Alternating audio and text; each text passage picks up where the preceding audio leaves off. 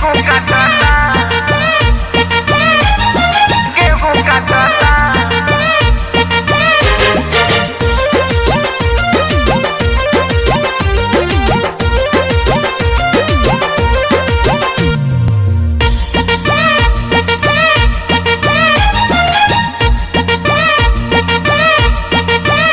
गेहूं झड़ता खेत में सड़ता,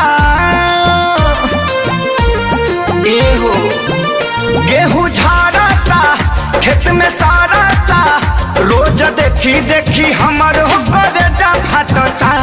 भतारी साला सब दिन के गेहूं काटता, भतारी साला सब दिन के गेहूं काटता। जब मना करी हमारा के रोजो डांटता, जब मना करी हमारा के रोजो डांटता। भतारी साला सब दिन के गेहूं काटता, भतारी साला सब दिन के गेहूं काटता।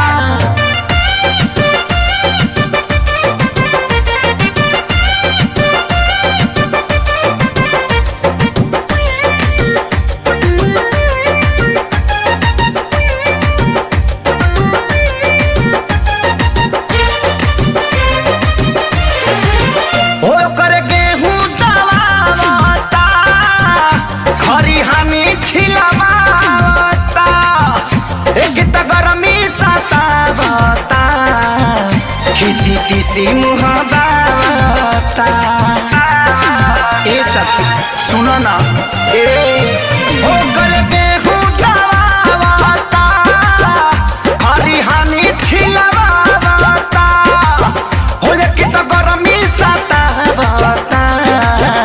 किसी किसी मुहाबता दुखवा साही हो कैसे कही हो, भइल कुकुर के रहन जूठे पतल चाटता। भतारी साला सब दिन के गेहूं काटता, भतारी साला सब दिन के गेहूं काटता। जब मना करी हमारा के रोजो डांटता, जब मना करी हमारा के रोजो डांटता। भतारी साला सब दिन के गेहूं काटता, भतारी साला सब दिन के गेहूं काटता।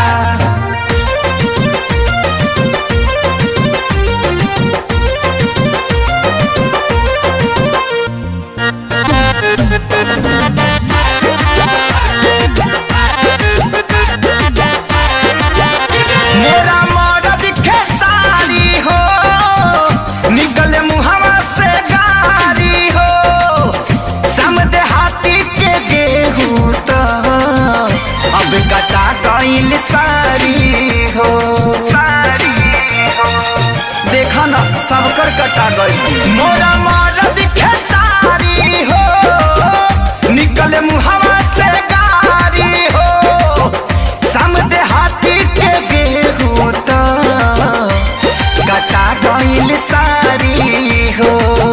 सोनुओ कहता बिकियो रहता, लोगे सटला पर बैल लेखा मुड़ी झटता। भतारी हमर सब दिन के गेहूं काटता, भतारी हमर सब दिन के गेहूं काटता। जब मना करी हमरे के रोजो डांटता, जब मना करी हमरे के रोजो डांटता। भतारी हमर सब दिन के गेहूं